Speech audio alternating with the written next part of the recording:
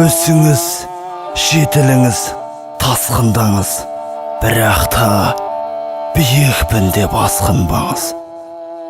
Сен мақты, ана осал, мен орташа, бәріміз бір аспанның астындамыз.